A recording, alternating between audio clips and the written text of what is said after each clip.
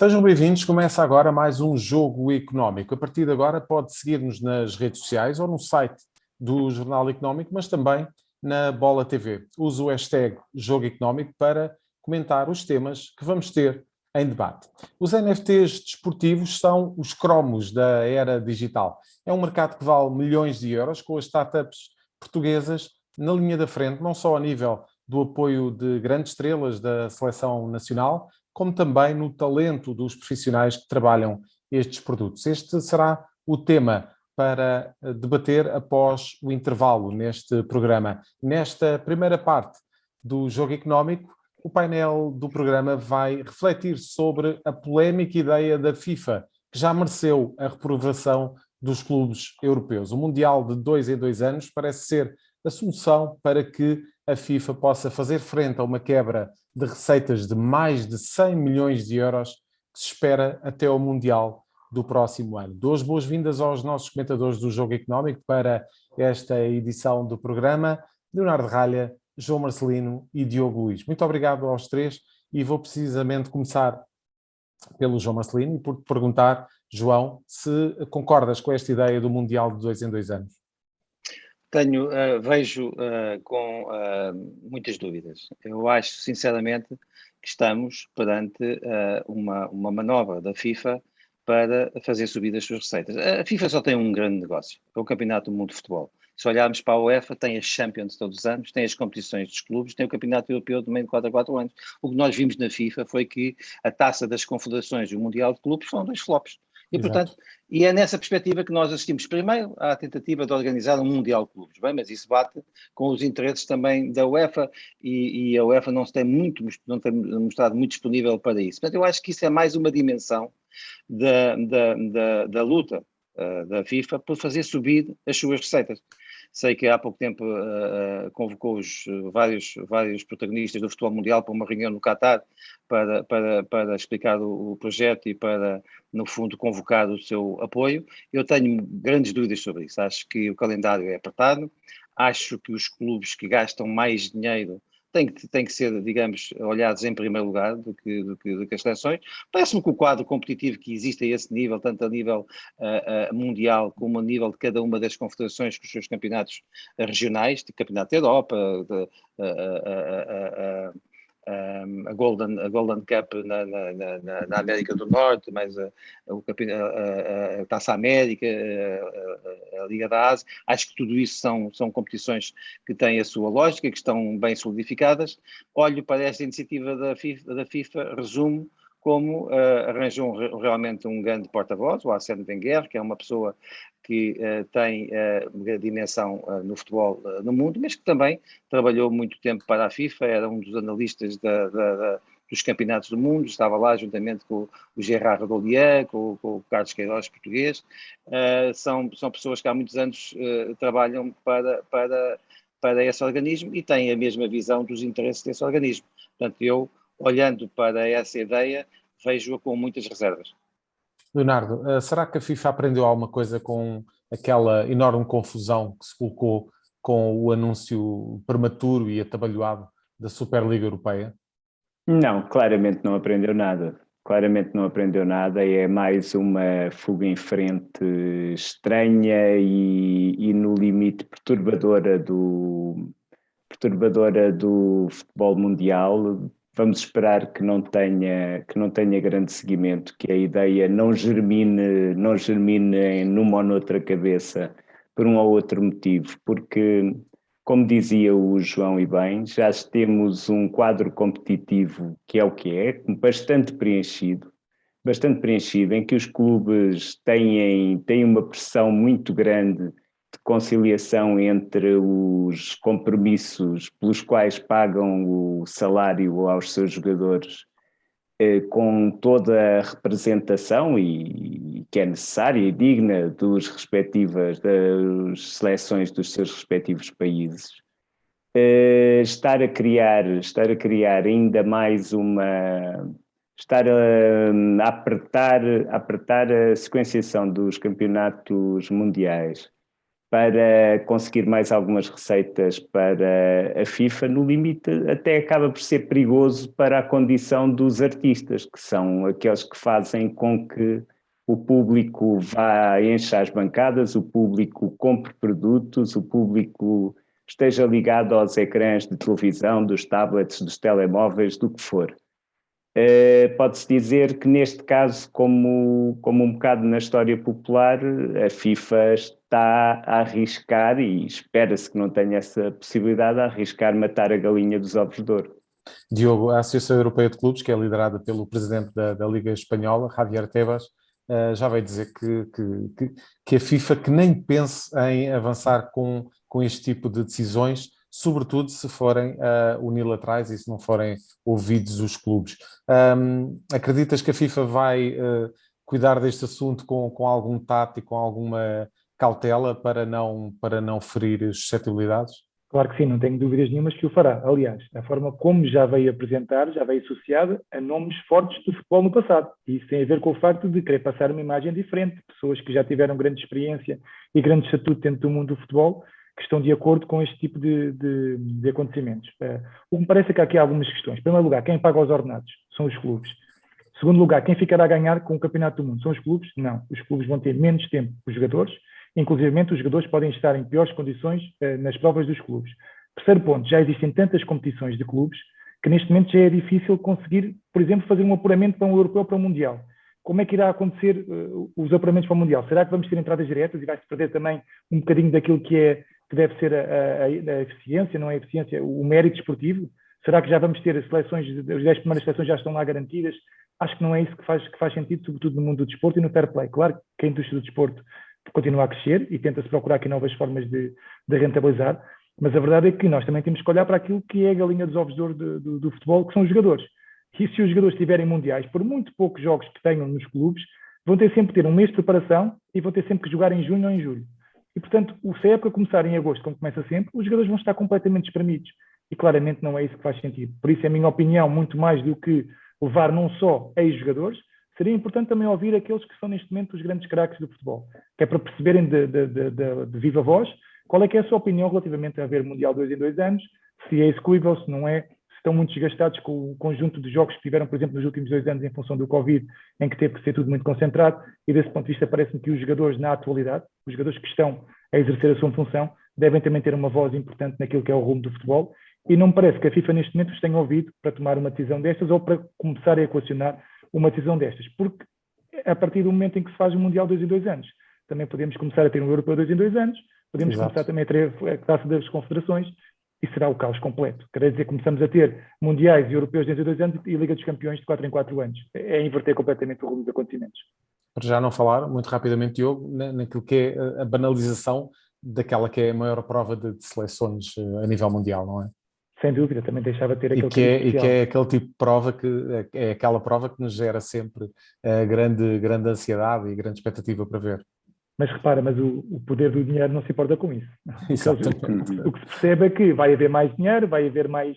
Os países também, os organizadores vão ter mais pessoas a visitá-los, vai haver mais visibilidade, vai haver mais patrocinadores, e portanto é isso que se interessa, mas na verdade, quando muita água mata a planta, como se costuma dizer, e portanto é importante também ter aqui alguma sensibilidade e perceber que o interveniente do jogo também poderá se perder pelo caminho com tantos jogos, com tanta intensidade e que não faz sentido, porque no limite é como tu dizes, perde-se aquele cariz especial que tem os europeus e que tem os mundiais, que são de 4 em 4 anos. E para além disso, Leonardo, e muito rapidamente, também temos aqui o problema de ter que atribuir os mundiais a países, e os países têm que fazer investimentos, e os investimentos são muito difíceis de fazer nesta altura, e portanto gera-se toda uma avalanche, toda uma bola de neve que não vai parar de crescer. Sim, essa é outra dimensão do problema, Já há uma certa tendência a não ser quando se faz aquelas organizações partilhadas, de os mundiais irem parar aos mesmos.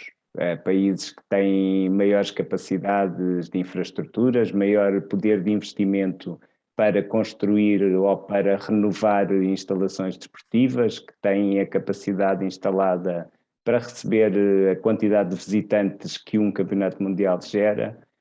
E, além disso, eu concordo completamente com o que disseste há bocado. A banalização é mais uma vez também estar a desvalorizar o produto rei que a FIFA tem para dar.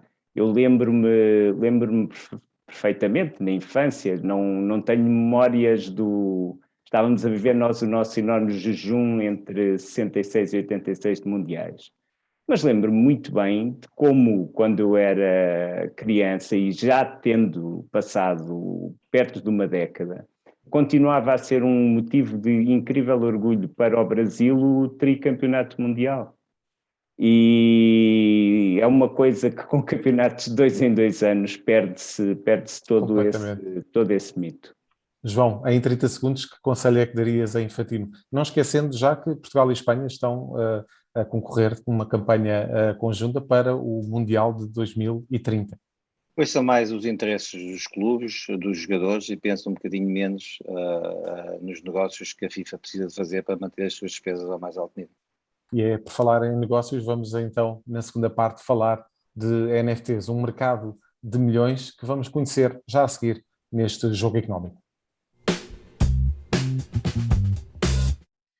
Cromos digitais, é assim que se pode definir o NFT desportivo, um produto que já começa a movimentar milhões de euros e a catapultar startups portuguesas, como é o caso da Real Fever. Fred Antunes é o CEO desta startup, é o convidado para esta segunda parte do Jogo Económico. Muito obrigado, Fred, pela presença neste programa e para já lançar o número com que vamos iniciar a discussão nesta segunda parte do Jogo Económico. O número é 90.000 euros, avaliação do NFT com o primeiro golo de Bruno Fernandes pelo Sporting, um grande golo, diga-se, de fora da área, frente ao Vitória de Guimarães, o primeiro de 63 que o internacional português marcou com a camisola do Sporting. Fred, muito obrigado mais uma vez pela presença neste programa. Pergunto-lhe, para iniciarmos esta discussão e para enquadrar todas as pessoas que estão a seguir este programa, o que é exatamente um NFT? E de que forma é que este tipo de produtos digitais estão a crescer no mercado? Boa tarde a todos. Antes de mais, obrigado pela oportunidade. É um gosto poder estar presente. Diria que, do ponto de vista daquilo que é efetivamente o NFT, não é mais uma consequência natural da evolução da internet. Isto é, numa primeira instância da criação da internet, nós habituámos-nos na web 1.0, aquilo que chamamos a web 1.0, a ter sites estáticos dos anos 90, do princípio dos anos 2000. Depois, na web 2.0, surgiu a oportunidade das pessoas individualmente criarem conteúdos para plataformas como o YouTube, e hoje na Web 3.0 nós conseguimos efetivamente digitalizar o conteúdo e poder monetizá-lo posteriormente, garantindo que o proprietário desse conteúdo não é uma plataforma centralizada de forma genérica como o YouTube, mas sim uma carteira, no fundo, digital e individual que cada utilizador pode ter o seu conjunto de momentos.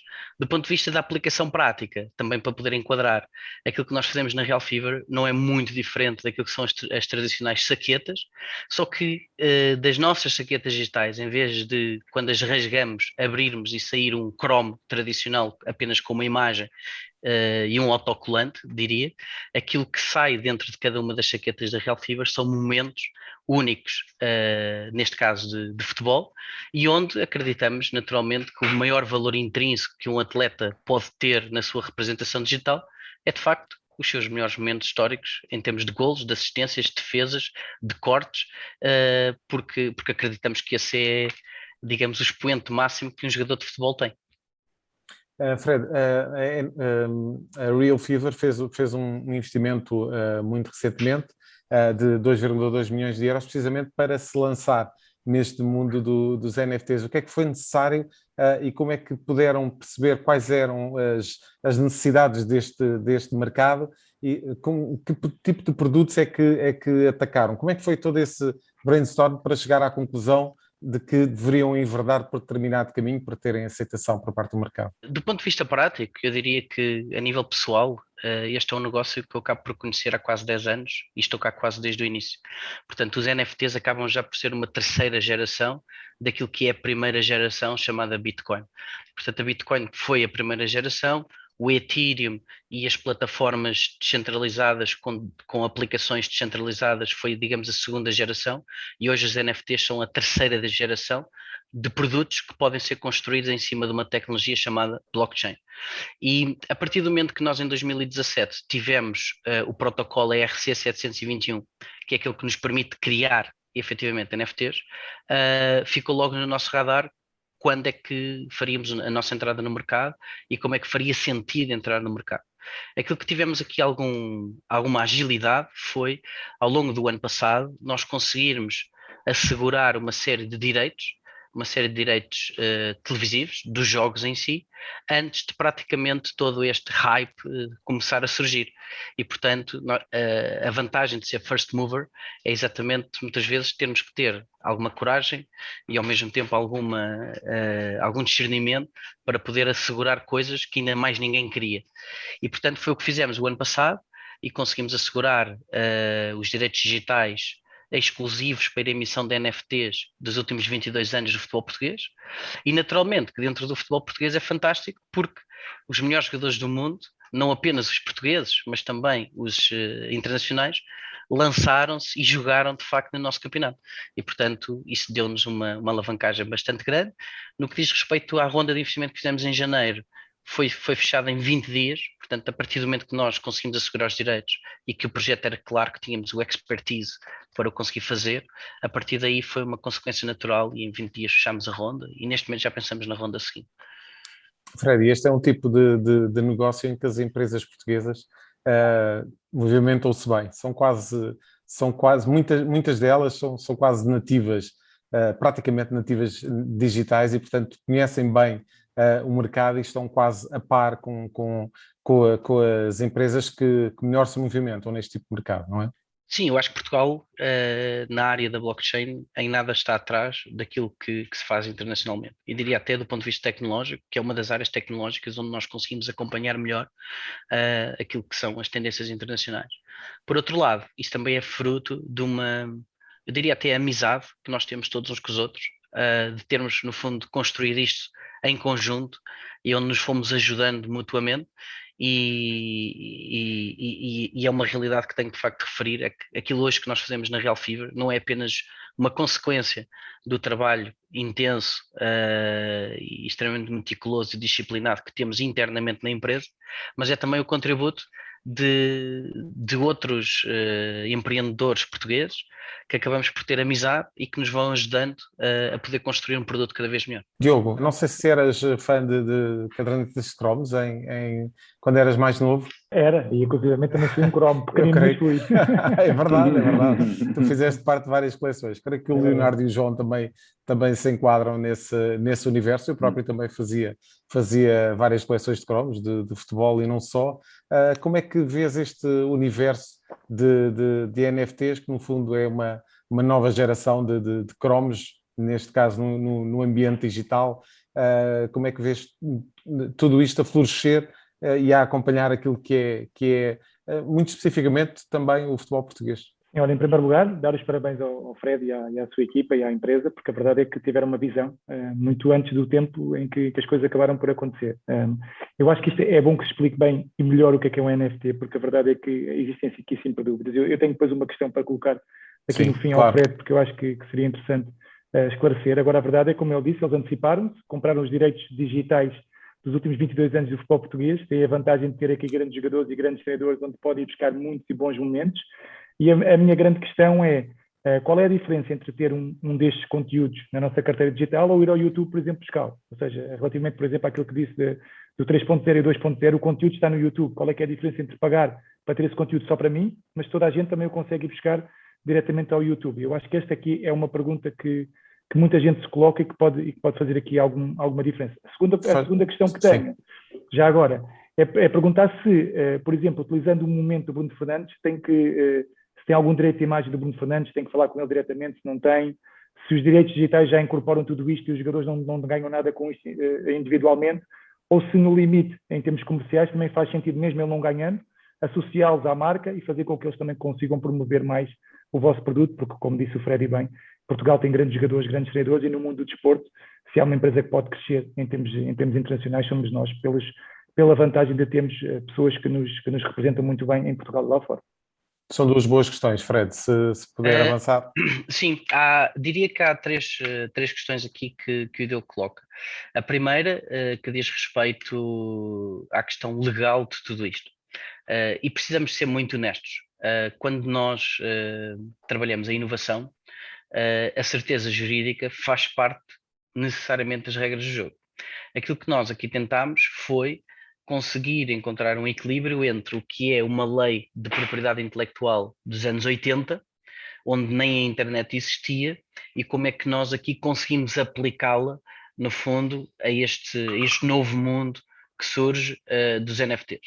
E, portanto, em termos de compliance legal atualmente, diria que temos as coisas extremamente bem protegidas em função da lei atual. Atenção. Do ponto de vista da primeira pergunta, essa é uma pergunta comum, recorrente e que provavelmente não terá resposta de unanimidade nos próximos 10 anos ou nos próximos 20 anos.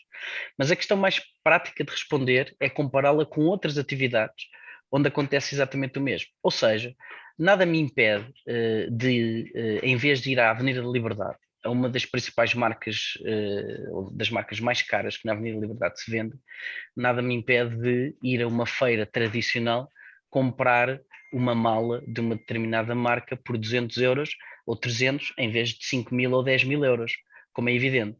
Aquilo que o NFT cria a diferença entre um conteúdo livre no YouTube e o NFT em si é que o NFT ele tem um caráter de unicidade e de genuinidade atestado em cima desse momento comparativamente com o YouTube. Portanto, diria que, do ponto de vista prático, o que acontece no YouTube é o conteúdo livre, sem qualquer tipo de genuinidade e sem ninguém a dizer que aquele é oficial comparativamente com outro. Aquilo que o NFT faz é trazer este caráter de genuinidade, de autenticidade e de este caráter oficial de que, de facto, aquele conteúdo pertence àquela pessoa e não necessariamente algo aberto no YouTube. Portanto, é entre uma mala original de uma grande marca ou uma mala contrafeita de uma outra marca. Na verdade, o utilizador pode optar por ter as duas e a pessoa que tem a mala original, ela até gosta de circular num restaurante, numa festa e mostrar que tem uma mala original. Portanto, o acesso ao conteúdo faz todo o sentido e deve até ser público, como é lógico, mas apenas um conjunto muito restrito de pessoas é que pode ter a sua propriedade. Fred, e quanto à questão do Bruno Fernandes, que o Diogo tinha colocado? A questão do Bruno é uma questão muito prática, porque o Bruno é nosso embaixador oficial, portanto, a nossa ligação com o Bruno é uma ligação muito próxima.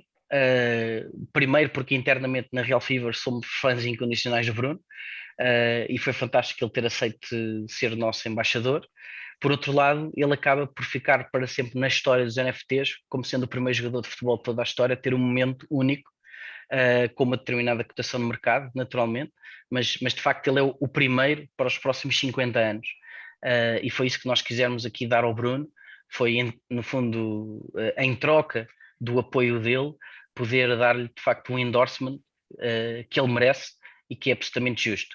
Do ponto de vista da questão de trazer os jogadores on board, envolver os jogadores na participação no fundo desta questão, há duas perspectivas sobre este tema.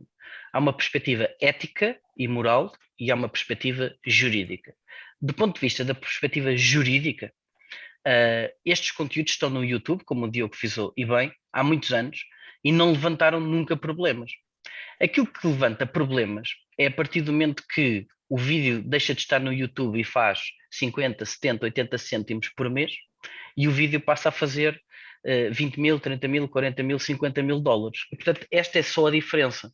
E isto abre naturalmente uma questão ética. E essa questão ética, nós na Real Fever temos estado o mais próximo possível dos jogadores e das agências que representam os jogadores, para conseguirmos chegar aqui a um equilíbrio onde possamos reconhecer aos jogadores, que são os artistas, um determinado tipo de geração de receita ou de direito de autor, que embora juridicamente não exista essa figura e não exista essa necessidade, faz parte de uma empresa como a Real Fever agradecer em última instância aos jogadores por terem feito estes golos, porque se eles também não os tivessem feito, nós também não poderíamos construir o modelo de negócio que estamos a construir hoje em dia. E encontrar aí o equilíbrio ao nível também das remunerações, não é, Fred? Sim, evidente. Embora saibamos, atenção, à partida, que juridicamente não existe essa obrigação. Ponto final, isso é 100% claro e não há absolutamente nenhuma dúvida sobre esse tema. Aquilo que gera dúvida é uma questão ética. Porquê? Porque à data que os jogadores jogaram e cederam os seus direitos de imagem para as televisões, e as televisões para, ou melhor, para a Liga, e a Liga para a televisão, e a televisão para outras media companies, este tema não existia. E, portanto, os jogadores não se podiam precaver. Aquilo que eu acho que vai surgir no futuro, e muito honestamente já nestes contratos todos que hoje se fazem novos, é que os jogadores, quando cedem direitos de imagem, eles vão ter que salvaguardar o que é que vai acontecer com a possibilidade de se fazerem NFTs. Só que à data destes contratos todos, mesmo em 2021, eu diria que mais de 80% dos contratos desta temporada com transferências, nenhum consagrou direitos específicos para NFTs. Consagrou direitos de imagem e direitos digitais genéricos, mas não consubstanciou uma linha a dizer o que é que acontecerá com a questão dos NFTs caso alguém os queira fazer. E, portanto, o futuro será os jogadores estarem protegidos contratualmente, exatamente para lhes poder garantir esta condição, que é uma condição nova e que se percebe porque é que em 2002, 3, 4, 5, por aí, porque é que o ano passado, ou há 2 anos, isso ainda não existia consagrado a nível contratual e, portanto, estes direitos estão todos englobados da mesma forma que eles são publicados no YouTube, ou no Facebook, ou no Twitter, ou no Instagram, eles são publicados também na Real Fibra. O nosso modelo de negócio é que é diferente. E já vamos muito avançados nesta segunda parte do Jogo Económico, mas Leonardo e João, queria ouvir-vos então sobre este mercado. Leonardo, como é que vês o crescimento deste mercado, sobretudo neste contexto do desporto, que é sempre um contexto que gera muitas receitas? Eu acho que nunca se pode subestimar a capacidade de se monetizar a nostalgia dos consumidores. Uma coisa que é clara é que há muito, passo o anglicismo, bonding entre amigos, entre conhecidos, com memórias do jogo X, do gol Whippleson, da competição Z.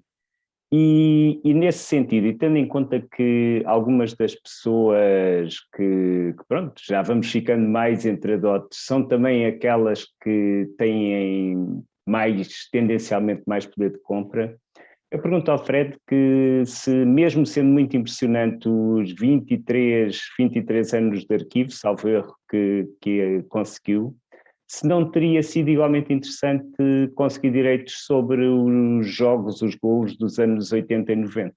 Claro que sim, e se o Leonardo nos conseguir ajudar a chegar a esses direitos, eu terei todo o gosto em fazê-los sair dentro de determinadas saquetas, porque de facto o nosso challenge, o nosso grande desafio enquanto empresa é conseguir chegar a cada vez mais direitos, não apenas nacionais, mas também internacionais, porque é aquilo que fazemos hoje. E portanto, quantos mais direitos tivermos, mais podemos explorar a criação de conteúdo à volta desses mesmos direitos, sem dúvida alguma, claro que sim. João Marcelino, gostarias de colocar alguma pergunta sobre este tema? Não, pergunta não, mas quero fazer uma reflexão sobre o potencial que o desporto tem, e nomeadamente o futebol, no angariar de novas dimensões do negócio, de novas receitas. Parece-me que isso é absolutamente importante e tem a ver com o potencial que os atletas, os clubes, as ligas têm de poder do futuro angariar novas receitas. Isso parece-me um caso típico de demonstração desse potencial. Quanto ao resto e quanto à tecnologia blockchain, a única coisa que eu tenho pena é que aqui há uns anos, eu lembro-me sempre das criptomoedas, quando se fala dessa tecnologia, que ninguém me tivesse dado uma dica para comprar 4 ou 5 bitcoins, que nesta altura estaria melhor na vida. De resto, é desejar as felicidades que essa empresa se ingra no mercado global, porque para além digamos, do que tem a ganhar o desporto e o futebol português neste caso, está também a possibilidade de ter empresas que tenham uma dimensão superior e uma faturação que acrescente também à economia portuguesa. Portanto, desse ponto de vista, é tudo o que eu tenho a dizer. Fred, estamos já a terminar esta segunda parte do Jogo Económico, mas antes gostaria, para uma resposta rápida, se for possível, de lhe perguntar, tendo em conta todo o contexto que vivemos atualmente, com uma quebra de receitas muito acentuada devido à Covid-19, Quando é que estas receitas dos NFTs e deste tipo de produtos poderão, de alguma forma, conseguir chegar aos clubes? Já falámos aqui dos jogadores, será que os clubes poderão também ver aqui alguma fatia no futuro?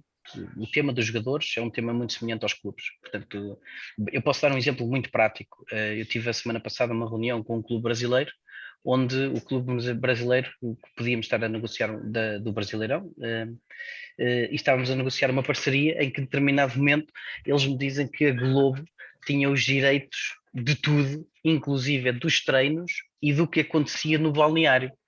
E, portanto, a partir do momento que os clubes e os jogadores, em consequência, antecipam receitas, onde a media company compra os direitos todos, os clubes acabam por ficar numa posição um pouco vulnerável, não é? Vulnerável neste tipo de modelos de negócio, porque de facto já venderam esses direitos a alguém e é com esse alguém que nós acabamos por negociar. Portanto, diria que, do ponto de vista de passado e presente, existem muito poucas coisas a fazer. O que isso irá é no futuro. E, portanto, quando todos estes contratos forem renegociados, por exemplo, em Portugal acontece em 2024, com a centralização dos direitos na Liga, a partir daí sim é que nós vamos poder trocar ou fazer evoluir um pouco as regras do jogo. Mas diria que até lá vai ser bastante difícil e no caso, por exemplo, do Brasil, que tive esse contacto a semana passada, verifica-se exatamente a mesma questão até 2024 também, portanto não vejo grandes hipóteses.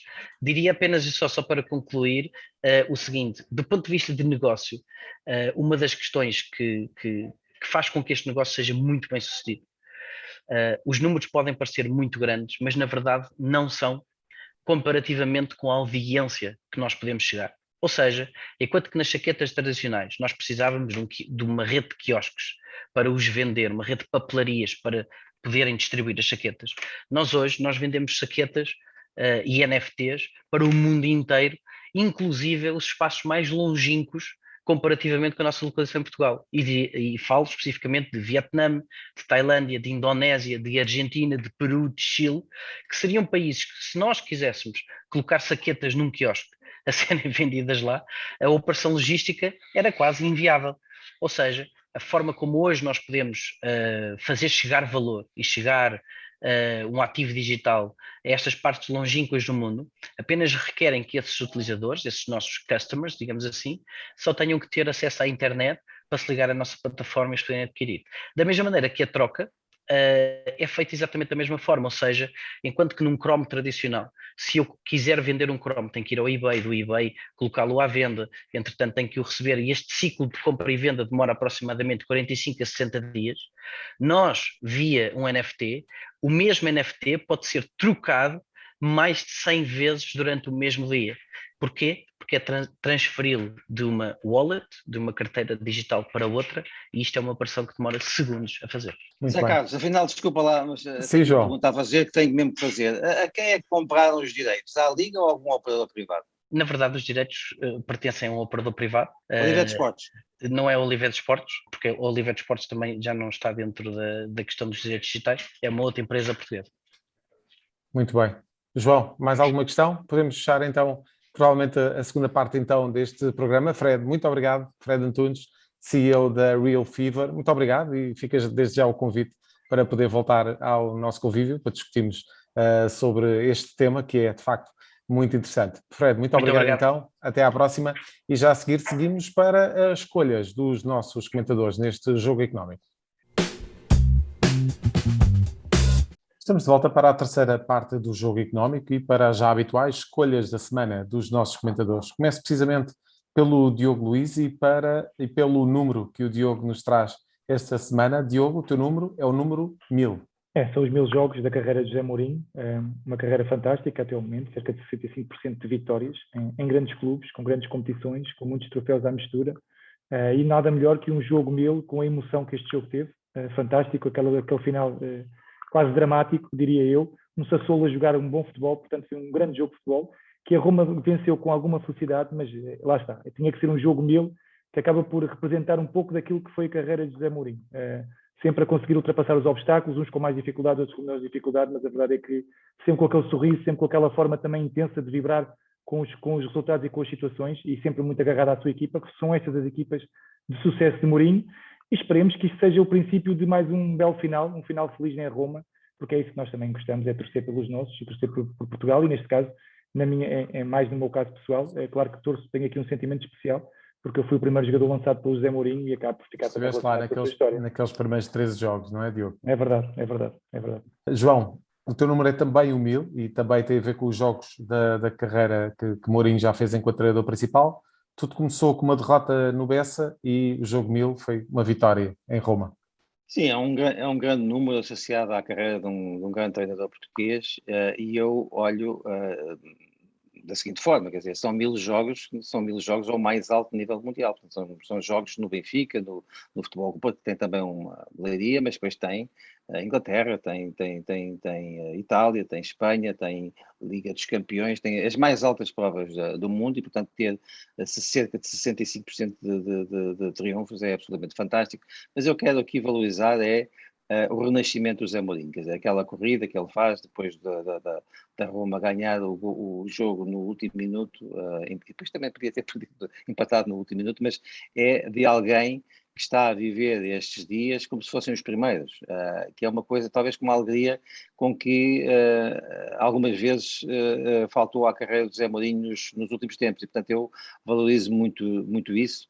Vejo realmente muito, de novo, mais próximo dos jogadores. É aí que ele é muito bom, toda a gente o disse, com as pessoas com quem eu falo e que o conheceram, nos seus primeiros anos e também nos anos maduros, dizem que ele é um jogador, era um treinador muito exigente, mas conseguia extrair o máximo das suas equipas. Depois talvez se tenha tornado um manager e isso talvez não tenha sido uma boa opção. Hoje ele volta a ser o treinador mais junto dos jogadores, isso viu-se até da forma como mudou. Eu estou a gostar muito do Roma nestes primeiros tempos, não estava à espera, sinceramente, que o Roma pudesse estar, devido à distância que acabou o ano passado dos primeiros, não estava à espera que pudesse disputar o título. Ainda hoje me custa a acreditar que este Roma possa vir a disputar, mas está inevitavelmente uma equipa melhor, mais alegre, com um Mourinho, digamos, rejuvenescido, entusiasmado, como no início da carreira, como no futebol, como nos tempos áureos do Futebol Clube Porto, do Chelsea, como no Inter, como também da passagem pelo Real Madrid. É esse José Mourinho que dominou o futebol mundial, e eu espero que haja aqui ainda uma segunda vida, tanto em clubes como todas outras opções de carreira que ele venha a ter no final da sua vida ligada ao futebol. Leonardo, passamos para o teu número, o número 7. O número 7 foi o número de empates na última jornada da nossa Liga. E apesar de um empate no clássico entre o Sporting e o Futebol Clube do Porto ser um resultado normal, é interessante verificar como as equipas, um pouco por todos os estádios, nas mais diversas condições, se conseguiram equivaler.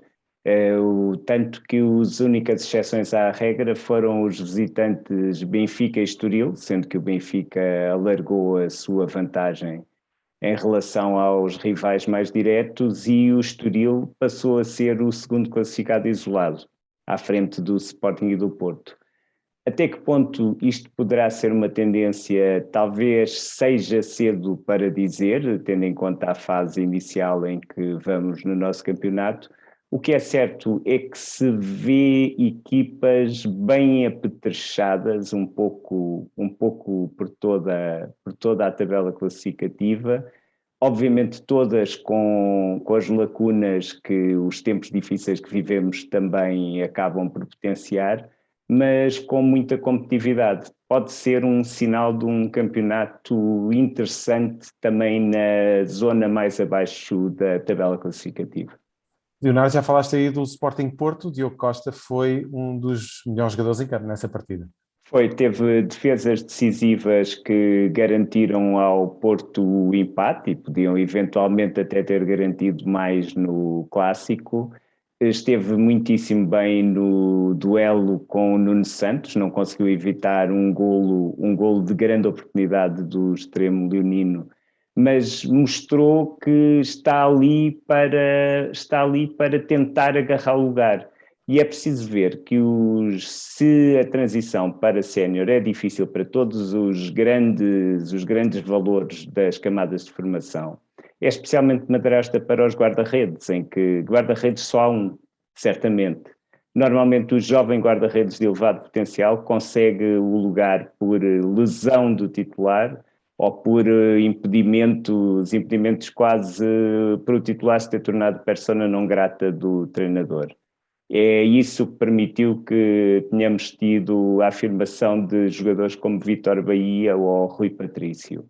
Vamos ver se Diogo Costa vai conseguir também seguir essa linha, que tem o talento inato e que parece ter uma enorme margem de progressão, tem de certeza. João, teu protagonista, Cristiano Ronaldo. Sim, é uma lenda este regresso ao Manchester United, com 3 golos nos 2 primeiros jogos, é uma coisa absolutamente estratosférica, quer dizer, que é um homem que se vai reinventando, volta àquele clube mais de uma década depois e que consegue fazer coisas absolutamente extraordinárias. Não é pelos golos em si, que não foram, por exemplo, golos tão bonitos como, por exemplo, do Bruno Fernandes ou até do Gonçalo Guedes nesta semana, mas é algo de absolutamente surpreendente. Quer dizer, e o Cristiano Ronaldo não para de engrandecer a sua própria lenda com as coisas que vai fazendo, e esta foi a semana em que isso aconteceu de facto, e não há volta a dar de um olhar português sobre o que vai acontecendo no futebol internacional, mas nem precisava de ser português. Este foi o grande momento desta semana, foi um regresso mediatizado ao mais alto nível em todo o mundo, com uma dimensão futebolística, com uma dimensão económica, com uma dimensão sentimental, que é absolutamente extraordinária. E depois com essa coisa, ele não passou por esses jogos. Os 2 jogos que o Manchester fez, ele marcou 3 golos. Para começo de conversa, não parece nada mal. Diogo Pachac, CR7.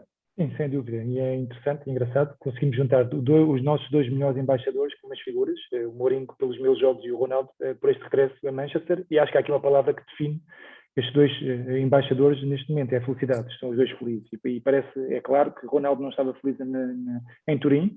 A equipa não jogava bom futebol, não era apreciado, e a verdade é que regressa a Manchester e teve uma recepção brutal. O João já falou aquilo que se passou dentro de campo, eu vou falar aquilo que se passa fora do campo, não só a recepção e o carinho que os adeptos passaram e a emoção que passa das bancadas para o relvado, mas também o exemplo que ele é para os colegas, com algumas histórias que já foram contadas, inclusive pelo guarda-redes, sobre a forma como ele se alimenta, as palavras que ele também disse no balneário, quando toda a gente esperava que ele fosse cantar uma música. A verdade é que ele teve um discurso motivador, um discurso que acabou por aglomerar todos, por unir todos, e isto é o Cristiano Ronaldo, e ele está ali mais uma vez para ganhar, para vencer, e para continuar a bater recordes e a fazer história.